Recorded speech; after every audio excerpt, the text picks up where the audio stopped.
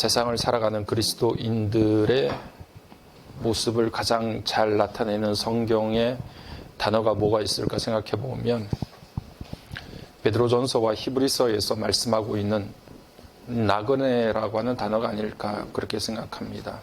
나그네는 외국인 그리고 영주권을 갖지 못한 일시 체류자들을 뜻하는 말입니다.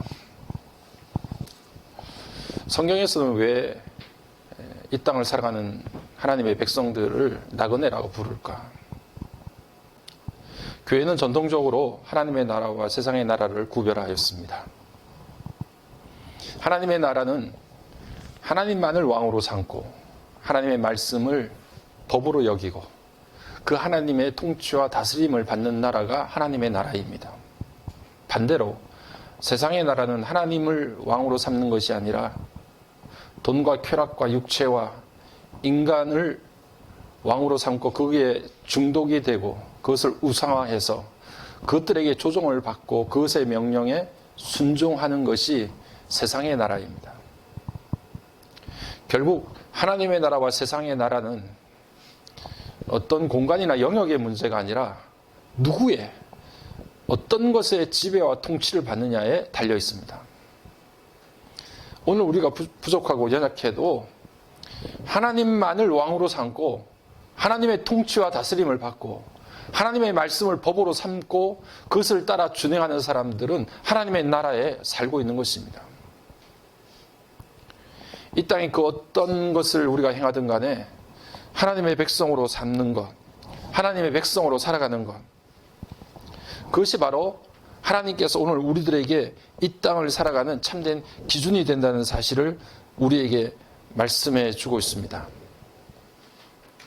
우리가 그렇게 살기 때문에 이 땅을 나그네처럼 잠시 체류하는 일시 체류자처럼 그리고 외국인처럼 살아간다고 성경은 말씀하고 있습니다.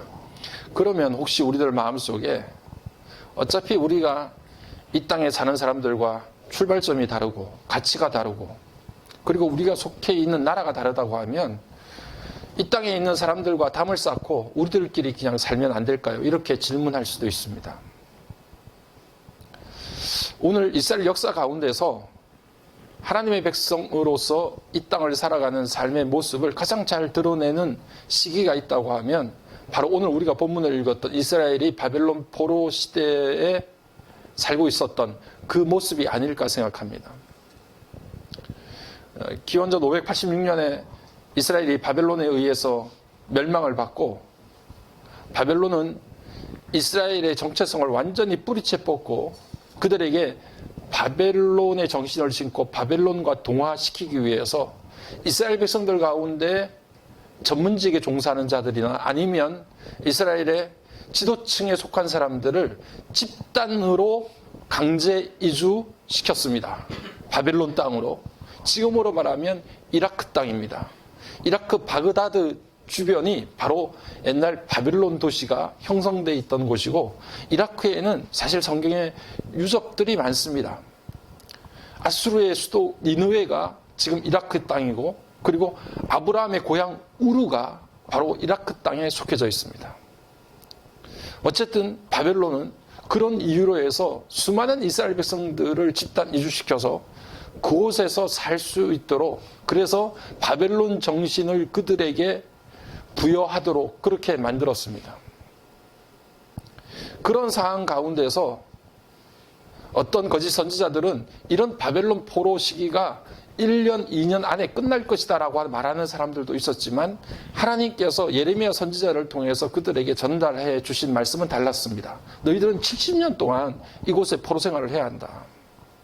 그렇게 말씀하시고 70년 동안 이곳에 포로 생활을 할 때 그들이 지켜야 될 생활의 원칙 같은 것들을 말씀하셨는데 그것이 오늘 우리가 읽었던 예레미야 29장에 등장하는 내용들입니다.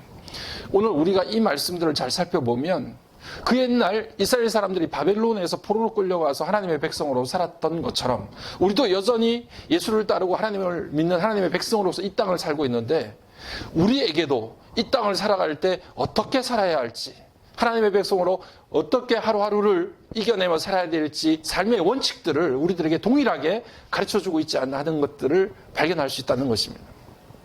오늘 본문을 통해서 하나님께서는 세 가지 정도를 이스라엘 백성들에게 바벨론 땅, 포로된 땅에서 살아가야 될 하나님의 백성으로서의 원칙을 말씀하여 주고 계시는데, 그 첫 번째는 무엇이냐 하면 너희들은 바벨론 땅에서 충분히 정착하고 충분히 번성하는 삶을 살아라 라고 하는 것을 말씀하고 있습니다.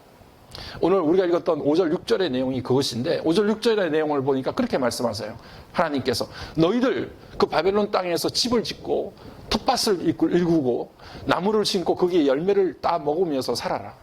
그리고 결혼하고 자식들을 낳고 그 자식들이 장성하면 그들도 결혼시켜서 자녀들을 낳게 해서 그곳에서 너희들의 숫자가 줄어들지 않고 더 번성하고 잘 정착하는 삶을 살아라고 첫 번째 그들에게 명령하셨어요. 이 말씀을 생각해 보면 이스라엘을 멸망시키고 그들을 포로로 끌려갔던 바벨론을 향해서 생각해 보면 너무 굴욕적인 말씀이 아닐까라는 생각을 해봅니다. 그렇게 생각할 수도 있잖아요.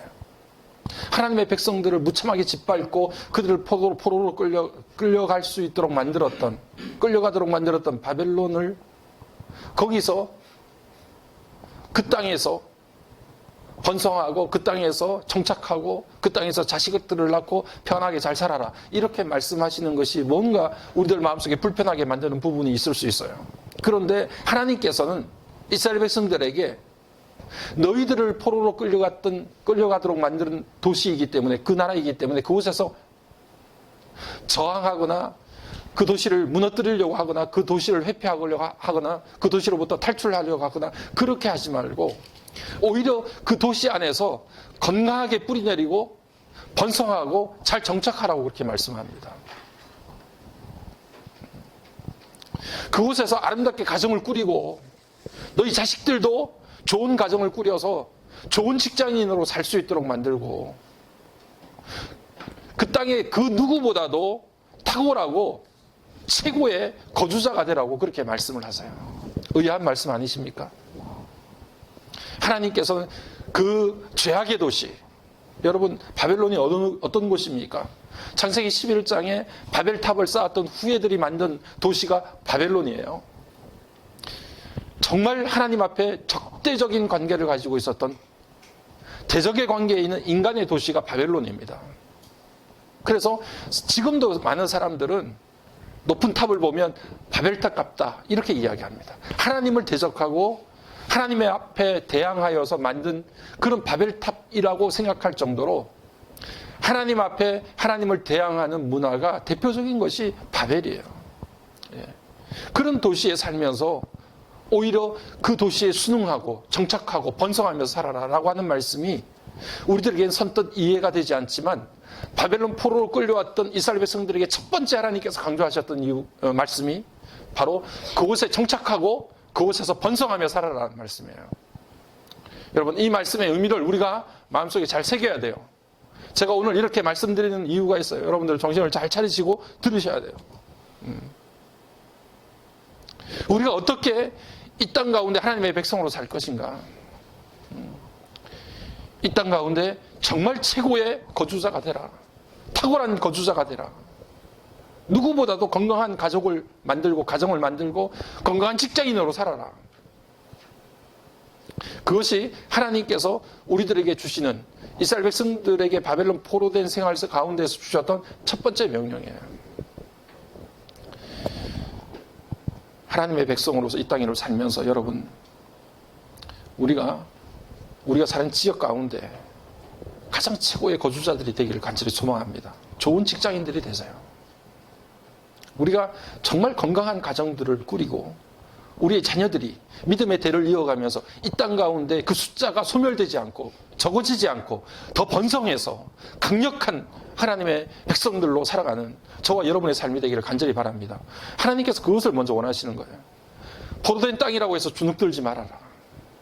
그곳이라고 해서 오히려 그곳을 탈피하거나 탈출하려고 생각하지 말아라. 그곳에서 그들 가운데서라도 뿌리를 내리고 견고하게 살아라. 그것이 오늘 하나님께서 이스라엘 백성들에게 주시는 말씀이었어요. 그런데 하나님께서 그들에게 주신 말씀은 거기에 끝나는 게 아니에요. 오늘 7절 말씀을 읽어보면 그들에게 주신 두 번째 말씀이 그 땅에 평안을 구하라. 다시 말하면 그 도시를 섬겨라 라고 말씀하십니다. 너희를 포로로 끌려가게 만든 그 나라, 그 도시에 평안을 구하고 하나님 앞에 그 땅의 평화를 위해서 기도해라. 그 성이 평안해야 너희들도 평안하다. 그렇게 7절에서 말씀하셨어요. 단순히 너희들끼리 소외되고 너희들끼리 고립된 상태에서 너희들의 숫자를 불리고 너희들이 옹기종기 너희들만 모여서 살아서 그렇게 정착하고 번성하는 그 수준에서 끝나는 것이 아니라 적극적으로 나가서 너희들이 사는 동네, 너희들이 사는 도시에 평안을 구하고 그들을 위해서 그리스도인들이, 하나님의 백성들이 무엇을 할 수 있는지를 적극적으로 실천하면서 그 도시를 번영하게 만들고 그 도시를 잘 살게 만들고 사람이 살만한 도시로 바꿔나가는데 너희들이 앞서서 앞장서서 그 일을 감당하라는 이야기예요. 여러분, 하나님의 말씀이 굉장히 적극적이지 않습니까? 하나님의 백성들이 살고 있는 도시가요, 시간이 지날수록 점점 살기 좋은 도시가 돼야 돼요. 하나님의 백성들이 머무는 그곳이 시간이 지날수록 점점 개선되고 좋은 쪽으로 발전하고, 그래서 야, 이곳이 정말 사람들이 살기에 참 좋은 곳이구나 하고 생각할 수 있을 정도의 곳으로 변화시키고 발전시켜야 된다. 그것이 오늘 하나님께서 이스라엘 백성들에게 두 번째 주신 명령이에요. 그 도시의 평안을 위해서 너희들을 힘쓰고 애써라. 이 평안이라고 하는 것은 우리가 잘 아는 샬롬입니다. 그 땅의 샬롬을 위해서 너희들 앞장서서 노력해야 된다. 앞장서서 일해야 된다. 라고 말하는 거죠. 여러분, 우리 다빈교회가 있는 이 마곡나루가 다빈교회 때문에, 하나님의 백성들 때문에 더 살기 좋고 평안한 지역이 돼야 돼요. 불편하고 힘들고 사람들을 어렵게 만드는 것들이 개선되고, 하나님의 백성들이 모여 사는 이곳에 그 하나님의 백성들 때문에 정말 좋은 환경들이 만들어지는구나 하는 것들이 그 가운데 알려지고 나타나야 된다는 거예요. 하나님께서 바벨론 포로되었던 이스라엘 백성들에게 그렇게 말씀하셨어요. 여러분, 우리도 우리가 사는 동네가, 하나님의 교회가 있는 그 지역이 하나님의 백성들 때문에 더 발전하고 더 개선되고 복지도 더 잘 되고, 그래서 이 땅 가운데 정말 하나님의 백성들이 머무는 곳에 하나님의 놀라운 은혜의 복이 있구나 하는 것들을 느낄 수 있는 그런 곳으로 변화되는 역사가 우리 가운데도 일어나기를 간절히 소망합니다. 여러분, 우리가 요나를 생각하는데요, 요나가 니느웨로 가기 싫다고 그렇게 떼를 쓰고 그렇게 거부를 했는데 하나님께서 그 요나를 니느웨로 억지로 그렇게 보내셨습니다.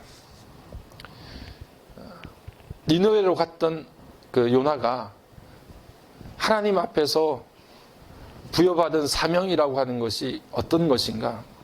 그것은 니느웨 성에 하나님의 심판을 외치는 것인데 딱 5마디입니다. 40일이 지나면 이 성이 무너지리라. 히브리 말도 딱 5마디예요. 그 5마디를 전하기 위해서 가기 싫다고 하는 요나를 억지로 니느웨로 보내십니다. 요나가 니느웨 성에 가서 그렇게 5마디를 전했는데 생각지도 못했던 엄청난 역사가 일어났어요. 그 성에 12만 명이라고 하는 엄청난 숫자의 백성들이 그곳에서 요나의 음성을 듣고 왕으로부터 모든 어린아이까지 죄를 뒤집어 쓰고 자신들의 죄를 회개하면서 금식하면서 하나님 앞에 울며 기도하는 거예요. 그 모습을 보고서 하나님께서 그들에게 40일 이후에 심판하시겠다라고 하는 생각을 바꾸셨어요. 심판을 정지시키시고 그들에게 긍휼을 베풀어 주셨어요. 이 사실을 요나가 알고서 하나님 앞에 불평하고 원망합니다. 하나님, 무너지리라고 선포하셨다고 하면 반드시 무너져야지. 걔네들이 좀 금식하고 기도하고 회개한다고 해서 무너지겠다라고 말씀하셨던 그 말씀을 철회하면 어떻게 합니까? 하고 굉장히 속상해합니다. 그때 요나서 4장 11절 말씀을 보게 되면 하나님께서 요나에게 그렇게 말씀을 하세요. 요나야, 니느웨에는 좌우 분별을 하지 못하는, 왼쪽인지 오른쪽인지 어디를 가야 사는지 어디가 죽음인지 분별을 하지 못하는 12만 명이 넘는 그 영혼들이 그곳에 있고 가축들도 많은데 내가 어찌 그들을 불쌍히 여기지 아니하겠느냐라고 말씀하세요. 그 불쌍히 여기지 아니하겠느냐라고 하는 말씀은 내가 어찌 그들 때문에 가슴이 뜨거워지지 않겠느냐, 내가 어찌 그들 때문에 그들의 영혼 때문에 눈물을 쏟지 않겠느냐, 그런 말씀이에요. 하나님께서 바로 이 땅 가운데에서 행하시는 가장 중요한 일은 하나님의 구원의 역사를 이 땅 가운데 펼쳐가시는 거예요. 그곳이 바벨론이든 아니면 니느웨이든 어느 곳이든, 비록 이스라엘 백성들이 포로로 끌려간 도시라고 할지라도 그곳에서 하나님의 백성들을 통해서 구원의 역사를 일으켜 주시는 것, 그것이 하나님께서 가장 중요하게 생각하시는 하나님의 계획입니다. 어떻게 하면 떠나갔던 영혼들이 하나님의 품으로 다시 돌아올 수 있도록 만들 수 있을까? 그것을 하나님께서 늘 생각하시는 거예요. 우리는 생각해야 합니다. 니느웨에 있던 12만 명, 그 많은 영혼을 하나님께서 어찌 불쌍히 여기지 아니하시겠느냐. 그 니느웨에 대한, 그 영혼들에 대한 하나님의 뜨거움과 하나님의 눈물이 오늘 여러분, 우리가 이곳에서 기도하고 있는 마곡나루의 젊은 영혼들, 이 오피스텔에 꽉꽉 들어차 있는 그 어린 영혼들을 향해서 하나님이 어찌 그 영혼들을 아끼지 아니하시겠느냐, 하나님이 어찌해서 그 영혼들 때문에 가슴이 뜨겁지 아니하시겠느냐, 어찌 그 영혼들 때문에 하나님께서 눈물을 쏟지 않으시겠느냐라는 말씀으로 우리에게 들려져야 되는 거예요. 포로로 끌려갔던 바벨론 땅에서라도 너희들 똑바로 살고, 너희들 그곳에서 건강하게 뿌리내리고 소멸되지 말고, 너희들 건강하게 정착하고 건강하게 번성해서 그 바벨론 땅에 있는 영혼들을 위해서라도 그들이 하나님의 백성의 모습을 보고 하나님의 품으로 돌아올 수 있도록 너희들 그렇게 살아야 한다라고 말씀하셨던 그 하나님의 음성이 오늘 여전히 이 땅 가운데 살아가고 있는 마곡나루 이곳에 우리의 복음의 뿌리를 내리기 위해서 함께 기도하고 있는 이 자리에 여전히 나타나야 된다는 사실을 우리에게 말씀해 주고 있습니다. 오늘 그런 건강한 복음의 뿌리 내림이 이 마곡나루에서도 일어나고 또 생겨나기를 주의 이름으로 간절히 축복합니다. 여러분, 하나님의 백성들이요, 포로로 끌려간 그 땅에서 그렇게 정착하고 그렇게 번성하고 그렇게 그 땅의 평안을 위해서 적극적으로 나서서 그렇게 하나님께서 명령하신 일들을 감당하는 것은 그들만을 위한 것, 바벨론에 있는 바벨론 도시에 사는 사람들만을 위한 것이 아니라, 그렇게 할 때 중요한 것은 무엇이냐면 하나님의 백성들이 스스로 강력해졌어요. 뭐라고요? 하나님의 백성들이 스스로 강력해졌습니다. 저들의 평안을 구하고 그 범죄 도시, 인간의 도시, 하나님을 대적하는 도시 가운데서 하나님의 백성들이 뿌리를 내리고 건강하게 정착하고 번성하면서 하나님의 평안을 그곳에 구하고 기도하며 하나님 앞에 나아갔더니 그들을 위한 것만이 아니라, 바벨론 사람들을 위한 것만이 아니라 그곳에 그렇게 기도하고 그렇게 뿌리를 내리고 사는 이스라엘 백성들이 스스로 더 강력한 영적인 힘들을 간직하게 되었고 공동체를 이루게 됐어요. 그래서 그들이 그곳에서 하나님의 백성임을 나타낼 뿐 아니라 이후에 이스라엘 땅으로 돌아왔을 때에도 하나님의 그 땅에서 이스라엘을 재건하는 그 능력과 힘을 발휘할 수 있을 정도의 힘 있는 공동체로 성장을 하게 된 것입니다. 다시 말하면 여러분, 우리가 이곳 마곡나루를 놓고 하나님 앞에 기도하고 간구하고 이곳의 평안을 위해서 우리가 앞장서서 일하고 하나님의 공동체가 더 깊게 뿌리내리고 건강하게 번성하고 성장할 때 그것은 이 땅을 위한 것만이 아니라 마곡나루를 위한 것만이 아니라 그 일에 힘쓰게 될 때 우리 다빈 공동체가 더 강력한 영적 공동체가 되고 그 일로 인해서 우리의 영적인 성장이 더 강력하게 일어난다는 사실을 우리에게 말씀해 주고 있어요. 그런 다빈 공동체가 되기를 주의 이름으로 간절히 축복합니다. 마지막으로 여러분에게 말씀드리려고 하는 것은 하나님께서 너희들 그렇게 포로된 땅에서라도 번성해야 돼. 잘 정착해야 돼. 너희를 끌고 간 그 도시를 위해서 평안을 위해서 기도해야 돼. 적극적으로 살아야 돼. 복음의 아싸가 돼야 돼. 복음의 인싸가 돼야 돼.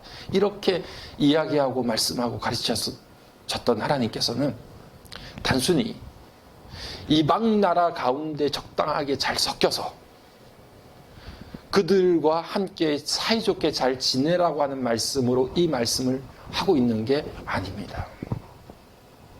여러분 10절과 11절 말씀 이후로 보게 되면 하나님께서는 12절 13절 말씀을 보게 되면 하나님께서는 이스라엘 백성들에게 그 당부를 놓치지 않고 계세요. 무슨 말씀이냐면 너희들 언제든지 나를 찾아 나에게 기도해.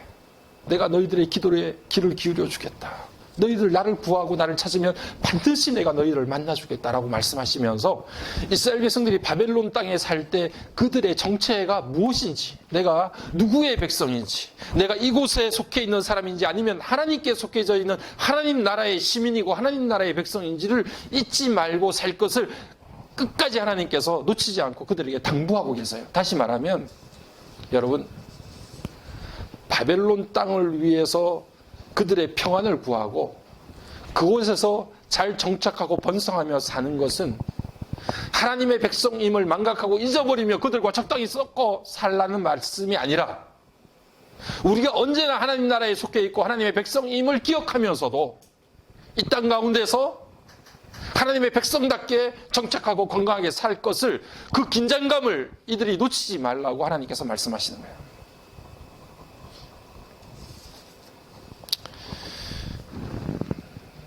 우리가 오늘 목도할 때도 목사님 읽으셨지만 베드로전서 2장 11절 12절 말씀을 읽었어요. 사랑하는 자들아 고리움인과 나그네와 같은 너희들에게 권하노니 영혼을 거스려 싸우는 육체의 정욕을 제어하라. 그렇게 말씀하시면서 너희가 이방 나라 가운데서 선한 행실을 가져서 오실 날에 주님 오실 날에 그들이 하나님 앞에 영광을 돌리게 하라. 그렇게 말씀하셨어요. 그러니까 오늘 우리가 이 땅 가운데 하나님의 백성으로 살면서 정말 하나님의 백성됨을 이 땅 가운데 나타나게 될 때, 나타내 보이게 될 때, 우리 지역 가운데, 내가 사는 동네 가운데 우리의 착한 행실을 보고 하나님 앞에 영광을 돌리는 일들이 나그네의 삶 가운데, 하나님의 백성으로 살아가는 삶 가운데 우리에게 나타나게 될 것이다 라고 하는 것을 강조하고 있습니다. 여러분 요셉을 한번 보세요. 요셉이 형들에 의해서 애굽 땅으로 팔려갑니다. 그렇죠? 그가 애굽으로 팔려간 13년째 되던 해에 애굽의 총리가 됐습니다. 어떤 힘들고 어려운 순간이 있어도 요셉은 언제나 하나님께서 함께 하신다는 것을 놓치지 않고 생각했어요. 내가 누구인가? 나는 하나님의 백성이다. 하나님께서 함께하는 사람이다. 하나님께서 꿈을 주신 사람이다. 그것을 언제나 잊지 않고 생각했습니다. 그래서 하나님께서 그가 종노릇을 하든 아니면 감옥에 갇혀있든 어느 곳에 있든지 간에 하나님이 요셉과 함께 하셔서 그의 삶을 형통하게 만드셨다고 그렇게 말씀하셨습니다. 그래서 정말 그 말씀대로 13년 만에 애굽이 올라갈 수 있는 정말 권력의 정점에 올라갔어요. 애굽의 총리가 됐습니다. 어마어마한 권력을 쥐게 됐어요. 그런데 여러분이 창세기를 읽어보십시오. 애굽에서 총리로 일할 때 형들이 애굽을 찾아오지 않습니까? 그 형들이 찾아왔을 때 요셉은 금방 그의 형들을 알아봅니다. 그리고 그 순간 요셉은 금방 이스라엘의 자녀로, 야곱의 아들로, 하나님의 백성으로 그냥 돌아가 버려요. 형들의 동생으로 돌아갑니다. 그가 비록 그 땅에서 하나님께서 복을 주셔서 애굽 사람들 모두가 우러러보는 권력의 정점에 올라갔다 할지라도 그가 누구인지, 내가 무엇을 아는 사람인지, 내 소속이 어디인지, 내 소속이 땅의 나라에 속해 있는 것인지 하나님 나라에 속해져 있는지를 너무나 분명하게 잘 알고 있는 거예요. 그것을 놓치지 않아요. 그래서 여러분, 창세기 50장 내용을 보게 되면 요셉이 110세의 나이로 그 형들보다 가장 먼저 죽습니다. 요셉이 먼저 죽어요, 형들보다. 그러면서 형들에게 유언처럼 부탁을 해요. 형들아, 나는 이제 죽게 되는데 내가 죽게 되면 내 뼈를 이곳에 그냥 내버려 두지 말고 내 뼈를 가나안 땅으로 옮겨달라. 그 가나안 땅에 나를 묻어달라. 이렇게 부탁하는 것이 요셉의 유언이었어요. 이 말이 무엇을 말합니까? 요셉은 이 땅에 속해 있지만 나에게 모든 것들을 허락한, 어마어마한 권력을 허락한 애굽 땅에서 살았고 그 애굽 땅에서 모든 것들을 누렸지만 내가 가야 될 곳은 이곳이 아니라 저 나라이다라는 사실을 요셉이 잊지 않고 사는 거예요. 나는 하나님의 백성이다. 나는 하나님 나라의 시민이다. 이 땅에 속해 있는 사람이 아니다 라고 하는 것을 늘 잊지 않고 살았던 거예요. 요셉의 삶은 하나님의 백성으로서 이 땅을 우리가 어떻게 살 것인지에 대해서 너무나 분명하고 정확하게 제시해줘요. 탁월한 삶을 살았습니다. 성실 신화를 이루었던 사람이에요. 하나님 앞에 성실하게 살면 어떻게 되는지를 우리에게 샘플로 보여준 사람이 요셉이에요. 그럼에도 불구하고 요셉은 그곳에서 번성하고 그곳에서 뿌리 내리고 그곳에서 그 애굽 땅의 평안을 구하면서 애굽에 시작된 흉년을 잘 이겨낼 수 있도록 그 땅이 더 평안한 땅이 될 수 있도록 애를 쓰고 노력했지만 종국에 가서는 그 땅의 사람이 아님을 너무나 분명하게 알고 있었어요. 여러분, 이것이 결국 성경에서 말하는 나그네의 삶입니다. 우리는 이 땅 가운데 나그네로 살아야 되는데 우리는 하나님 나라의 시민으로 살아야 되는데 그럼에도 불구하고 우리는 그냥 지나가는 사람들이 아니라 이 땅 가운데 여러분 첫 번째 어떻게 해야 돼요? 잘 번성하고 잘 정착해야 돼요. 여러분, 아무 데서나 뿌리 내리지 못하는 그런 삶 살지 마시고 내게 속해져 있는 지역과 내가 들어간 직장 어느 곳에서든지 건강하고 탁월하게 뿌리 내리고 번성하는 삶을 사세요. 하나님께서 그걸 원하세요. 그리고 내가 속해 있는 땅에 평안을 구하세요. 하나님, 이곳을 나 때문에, 하나님의 백성 때문에 복을 받게 하여 주옵소서. 평안할 수 있도록 인도해 주옵소서. 기도하세요. 그러면서도 나는 언제나 이 땅에 속해 있는 사람이 아니라 하나님 나라의 시민임을 기억하세요. 이 긴장관계를 우리가 놓치지 않고 기도할 때 여러분, 마곡나루가 여러분들의 손에 의해서 우리 공동체를 통해서 하나님의 역사가 일어날 수 있는 거룩한 장소로 바뀌어질 수 있다는 사실을 여러분 믿음으로 확신하시길 바랍니다. 그 비전을 가지고 우리가 함께 나갈 수 있는 귀한 역사가 저와 여러분의 삶 가운데 일어나기를 주의 이름으로 간절히 축복합니다.